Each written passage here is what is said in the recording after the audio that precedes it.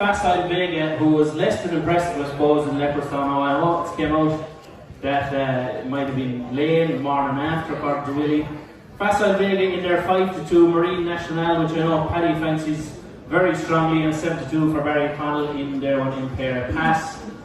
We'll go through a few of the shorter price ones, and if the lads have anything to pick out, sure. We'll start with you there, Paddy. You're very, very keen. I know you put it up anti-post on Marine National. Yeah, he's a very interesting horse. He's still lightly raced. You know, I think even before Facile Vega got turned over, it was all about this horse.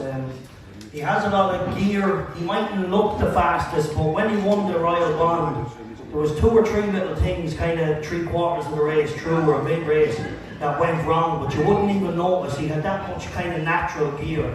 And I thought a little mistake at the last, if he wasn't top class, he wouldn't have won. It was on ground he didn't like. I thought the young jockey gave him a dinger that day, and I genuinely, I see him winning it. I know there's an interesting runner in here now, chucked in is the Mare Lucia. Hopefully she goes for the Mare's Novice, but I think it's a win all the way for this horse. He's a very good horse, and mark my words, he's the one to beat. Very good, yeah. For those unfamiliar who mightn't watch too much of the English race, the horse Lucia, Paddy mentioned, they were very, very impressive at Exeter for Nicky Henderson last Saturday. But Sean, I come to you. Like Facile Vega, as Willie said, lane post race, still a strong favourite for the race. But me personally, I'd be against it. I do like the Marine National, the same as Paddy. Yeah, no, I'd be in favour. Like, you know, he came out and said that Paul went too fast. I find it hard to see if he did go too fast. I think he should have at least got to the last. And if he failed from the back of the last line, you could say then you could blame Paul.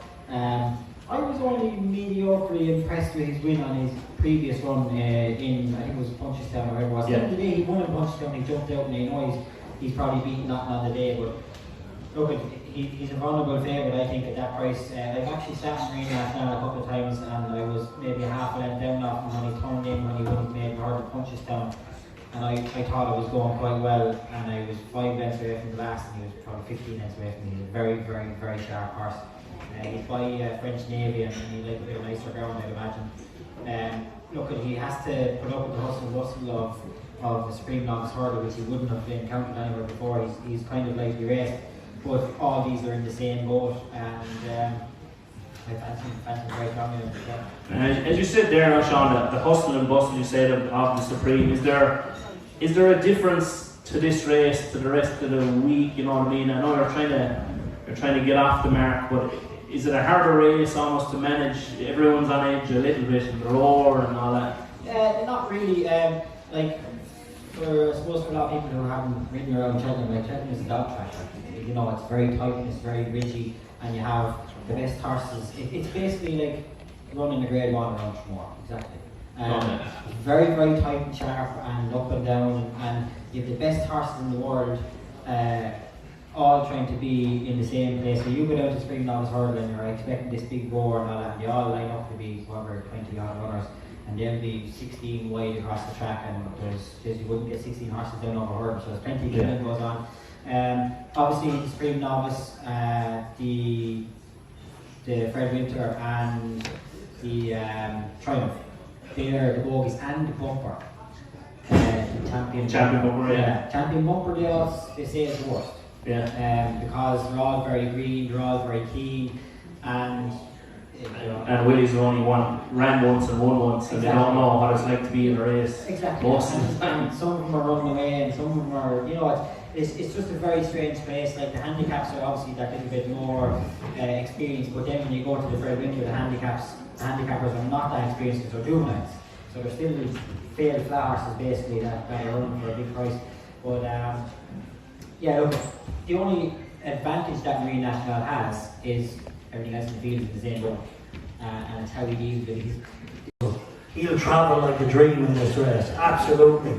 You know, there is hustle and bustle is the horse that lacks the gear of these horses, and when you see this horse in the Supreme, he'll travel all over. Right. Usually, just a quick one on you. Just obviously, Marine National is going in here in last round in the Royal Bond. Is there a huge difference to bringing a horse to the festival that hasn't run in that long? Like we all know how successful Dublin Racing Festival is, but the big lead in, does it make a difference to a horse? Definitely does, like, but I think what Paddy is saying there, that this horse has a lot of class, and I think that hopefully he'll be in front of trouble, and with the ground improving, I think he'll even be a better horse. No, there's lots of horses in it that at this early stage, it's hard to pick. It's hard to pick. Nail anything on, but yeah, it looks to stand out. Yeah. I couldn't go against him because Michael is riding him. That's the other thing. Yeah. So I'm not going to go against him, but I think he has class. I think he's coming in with a beautiful preparation. He's after proving what he is, and he's going there fresh, and he's going there to the ground he likes. So I think everything is in his favour. Yeah, so a lot of votes for Marine National. I don't think we have too many detractors. Dara, anything there, the price though that you think might have some sort of a chance? I thought Henry Runman's horse actually ran well enough the last day in that race. Now he was well beaten to Willie's other horse, that one Ali T. Yeah, your French isn't great there. No? Yeah, no. You know, Marine National, like he was, like he was good in the Royal Bond, but you know what just put me off him is the horse that was second to him, Irish Pint. He looked very outpaced the last day in Leopardstown in that Grade 1. David Russell lined him up handy. He was in no contest the whole way down the back straight. So you know he beat him ahead that day in the Royal Bond. Obviously Irish Pint might have underperformed or whatever. Ashrow Diamond has come out in one sense, and so has Champ Kiley. But you know I think he definitely wanted to be after doing what he's after doing. Marine National Pint for me. You know when he won his maiden hurdle in Punchestown, you know he beat a horse of Charles Burns' V-Sergeant, who's only rated I think 115, who's been beaten since then as well. So I think it's an open. I think if Facile Vega had won in Leopardstown, I think he was going to be the winner. But I think you'll see a different Facile Vega in Cheltenham. You know, I presume they're definitely going to ride him differently to what they have done. And well, you'd fear for Paul if he doesn't then after Willie's comments the last day. Yeah, but like if you can go back and I was seeing a clip of it the other day. They showed that 2 mile Grade 1 novice. They showed the handicap and they showed the juvenile race as well. And the speed that Facile Vega and high definition got built up to down the back straight they were miles ahead of the other 2 races. And like Facile Vega was kind of still thereabouts turning into the straight. And I think if you were the champion trainer in Ireland going on about saying that he's one of the best of these trainers, he's not saying it for the fun of it. Yeah. Fair enough. We'll leave it at that, I think, for the Supreme. Next race on the card in front of you folks will be the Arkle Challenge Trophy. John Bond, of course, ran the weekend 5.5 length winner in a 2-horse race. I'm a huge fan of this horse since day one. My claim to fame was I was there during the lockdown when he won his point to point, and I've been a fan of him ever since. The favourite for the race is Il Fabiola, the Irish Arkle winner. Sharp, John Bond, would you be against him? I can't see why there's such a drift in the betting. I know he had a race on at the weekend, but I still think he had plenty up his sleeve. I don't think he had much of a race at the weekend. He just done what he had to do. And he's probably one of the English bankers for the week. I couldn't see else beating him in this race. I don't know why he drifted so far, but I'd say he won't be 6-4 on the day. He's one horse. He's different class. So more than likely Nicky has left him a little bit short. So because there was nothing more to take him on over the weekend, and that's what took him on, and he bet nothing. Yes. But he done it the way he wanted to do it himself. You know, like there was no, he never come off the right. He never done, you know, he won, and that's it. Yeah, he hasn't really had a race. Over fences of yet. I was there the day he won his point as well, and he was amazing. So he was. You had about 6 lads inside in the back of the horse box. I remember. No wristbands on any of them going around the field. I always do that. So you never have I get the front one on the back. Paddy, anything in the Arkle stand out for you? Would you be against or for John Bond? Look, it's clear as day. The 2 at the top of the market. I think it's going to be a clash. I think Willie's horse was very good in what looked like a fit for a champion chase in Leopardstown, the speed they went.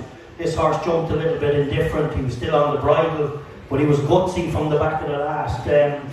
You know, he won very well at the line, but you would wonder, was it a very hard race for a novice? But he looks tough. I think it's, you know, him and John Bond definitely between the two. I thought John Bond in England the other day, a lot of people knocked him.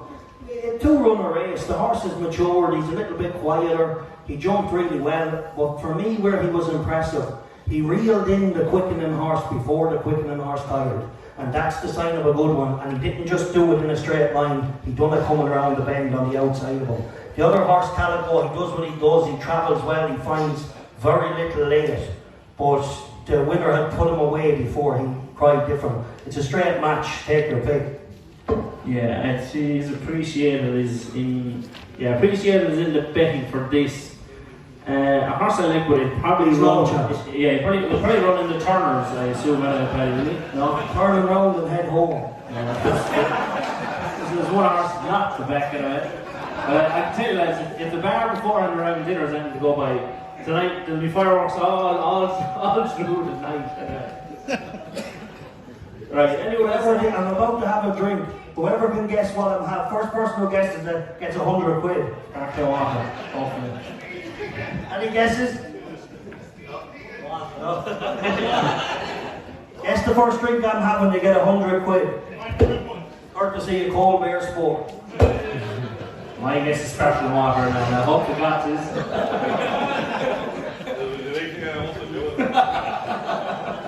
Everyone else getting 100 too, that you won't get 100? No. Look, I have to order it myself. you see on your sheet there, folks, there's some horses here at fancy price. You see Banbridge, Regard. A lot of these probably won't turn up on the day. You may have Dicer Dynamo, will he probably throw him in after he's running in the Irish Arkle, but the betting suggests it's a two-horse race, and I think it will turn out to be that on the day. So unless everyone else that we'll shift it on. On your sheets, like we have the handicap betting there for the Ultima. We don't actually have weights for a lot of the handicap races, so if anyone has that, if you have something on the race, we'll throw it in, but we'll try to skip over. Look, obviously the handicaps, the entries don't come out, I think, until maybe Monday night or Tuesday night. But I just want to say one of my biggest bets of the festival is in this. I don't know if he's going to run. I took a chance. He opened 25 to 1. He's now 10 to 1. Willie Mullins trains him. His name is Tenzik. And I'd say it's the biggest plot job Willie Mullins had ever sent to Cheltenham. He never won a handicap chase in Cheltenham. He never won the champion chase in Cheltenham until last year. He ticked that box last year, and he's about to tick the handicap box this year. Tenzik started off his career. He ran a beautiful race first time. He then went to Thurles. He got a real canny, kind of patient ride, which doesn't suit the horse. He finished second to a well-backed Willie Mullins winner that day. And then he went to Navan, and he came up against a good horse in Navan that he couldn't beat on the day, a horse of John O'Connell's. But he got that lovely ride again, real educational, took his time. He looks a slow horse, and everybody on social media has been giving me stick, telling me he's a slow horse, he couldn't have won in Thurles. You're damn right he couldn't have won in it. Not the way to give him the tactics, to put him too far back. It's all a plan. If it's not a plot in Willie Mullins' head, it's a plot in my head, and I'm on at a price. And this horse, you know, lads were saying to me, he's as slow as a boat. He's as slow as a boat. I promise you this, if he runs in the Ultima Handicap, slow as a boat. Right, hold on. Yeah, you fucking slow boat.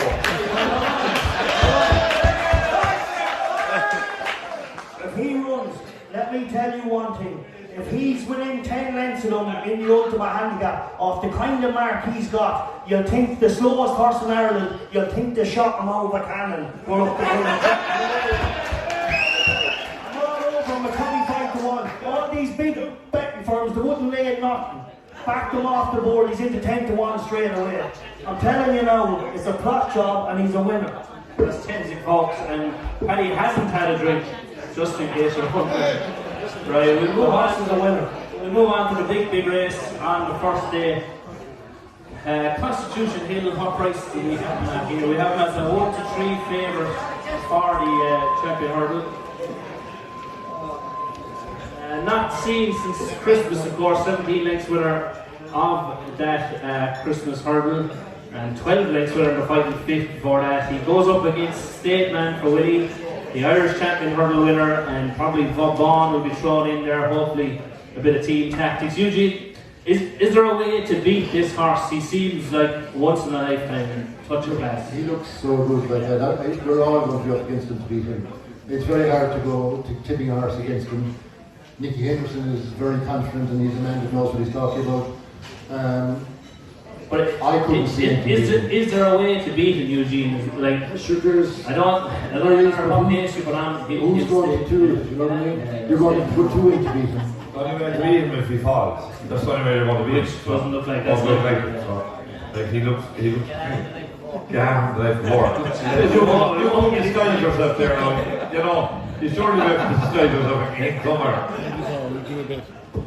I told more cameras in Cheltenham than there isn't any of the 26 Irish race courses.